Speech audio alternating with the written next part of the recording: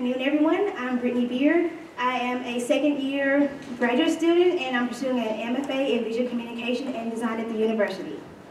And today I'll be talking about a look at the covers of souvenir and guide books from the 1934 Century of Progress Exposition. World's fairs were grand spectacular exhibitions of knowledge to the masses. This knowledge included, but was definitely not limited to, art, consumer goods, science, and technology. A strong emphasis on science began to emerge as a common theme at World's fairs in the 1900s, supplemented by technology and research. Scientists wanted people to embrace these areas instead of fear them. There is also an emerging emphasis on progression, a trend that was going to launch the United States to the forefront of futuristic thinking. These factors and ideas helped to form themes for the fairs of the United States that occurred between 1930 and 1940. Many guide and souvenir books were produced during the fairs, especially if each season had to be updated to reflect the changes from the past seasons. Guide and souvenir books are relics that show a recording of the artistic, architectural, and historic style that was popular at the time. This paper will look at book covers from the second season of the 1933-34 Century of Progress Exposition in an iconographic fashion in an effort to compare and contrast to other books from the same fairs and to dissect the content of the covers. The 1933-34 Century of Progress Exposition in Chicago, Illinois, was based on the modern advancement of science and technology. Many printed ephemera items were produced during both seasons of the fair, and most, if not all, had an Art Deco influence. Above all, each book captured the essence and spirit of the fair which it represented. The souvenir book, 1934, World's Fair Chicago book, has very bright colors which were in accordance with the color palette that was devised by Joseph Urban, a stage set designer who was responsible for the color palette, who was responsible for creating a set of colors that were to be used for the fair's buildings. The buildings themselves had little to no ornamentation. Instead, color and light were used to show the aesthetic beauty of each structure. The printing technique for the vivid brightness of the colors can be credited to Kurt Tyke and Company. Kurt Tyke was a printer who became known for offset printing. He also created and produced postcards for the Century of Progress Exposition, and perhaps his biggest claim to fame came in the form of the Welcome To postcards of different cities and towns. The photographs on the cover, and in the souvenir book as well, were taken by Kaufman and Fabry Company. They were designated as the official photographers of the Century of Progress Exposition. On the front of the cover are four structures: the Federal Building, the Hall of Science, the Illinois Host House, and a fountain. The Federal Building was a dome that was surrounded by three towers that represented the legislative, executive, and judicial branches of government. The Hall of Science was one of the key elements of the fair. The fair revolved around science, and this building was the bridge between science and the people. The Hall of Science also inspired the fair's motto of "Science finds, industry applies, man conforms." The Illinois Host House held exhibits from around the state of Illinois, although some were exhibited outside of the house. The fountain sat on the lagoon and was illuminated at night by colorful lights. The typeface for the cover was one of many that were in the style of Art Deco. It has smooth curves in some letters, such as in the S, W, and N, and has sharp angles in others, such as in the O. The typeface is a sans serif and is simplistic in style. There are no variations in weight of the typeface, and it appears to be a condensed font. There are a mixture of uppercase and lowercase letters in terms of form.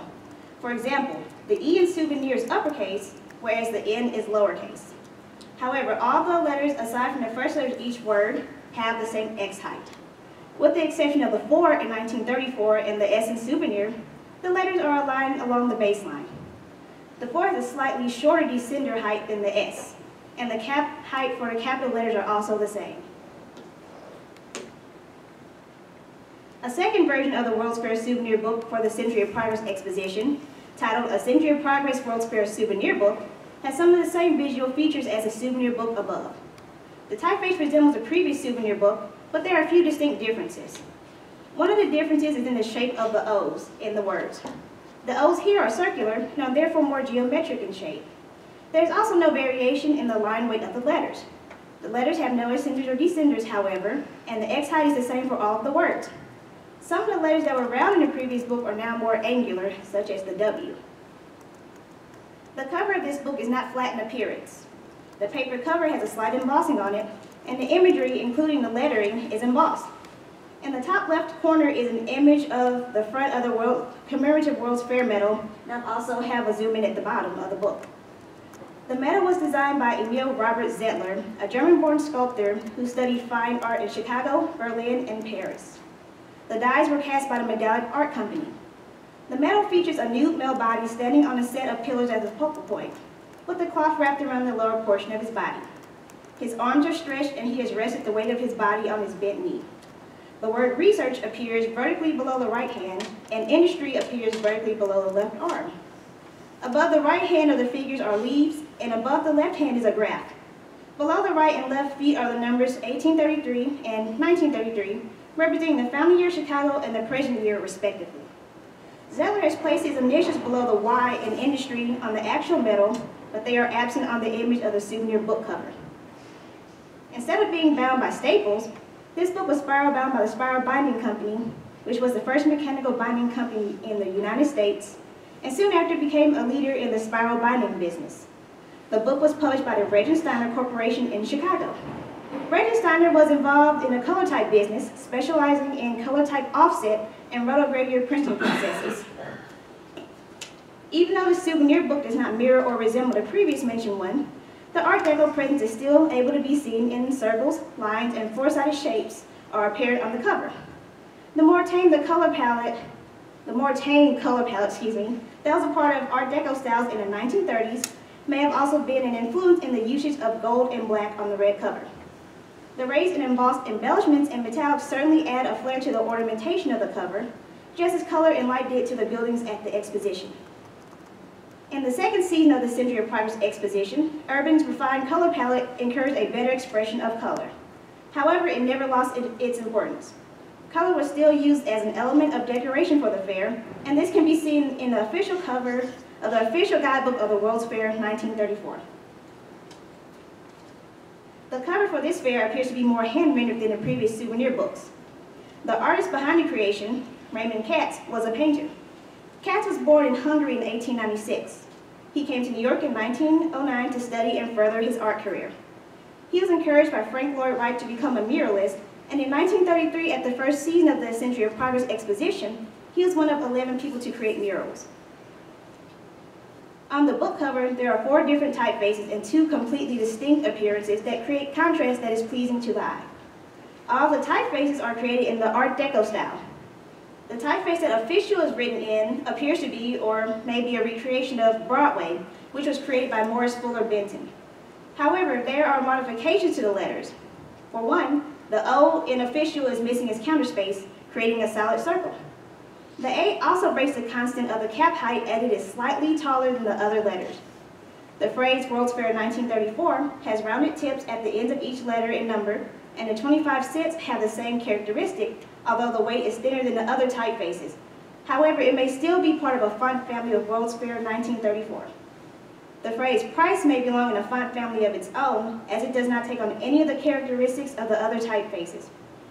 The G in guidebook is of a thinner weight than the other letters, and the ends of the letters are slanted. The connected letter O's create a ligature.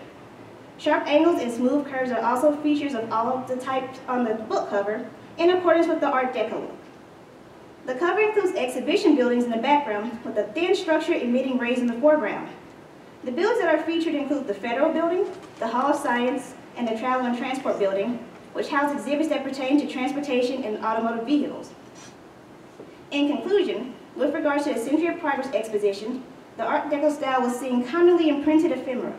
In the 3 books that were analyzed today, the Art Deco style was noticed in the appearance of the typeface and in the style of the World's Fair buildings that were featured on the covers. However, the book covers were also heavily influenced by features that were a part of the fair itself. The vibrant choice of colors, although reduced in the 1934 season of the fair, beautifully floated across the covers, and the fair's commemorative World's Fair medal was featured on one as well. It is imperative that they remain in good condition so that they can be analyzed by others who wish to or may wish to take a trip back in time and enjoy the World's Fairs as they were meant to be enjoyed. Thank you.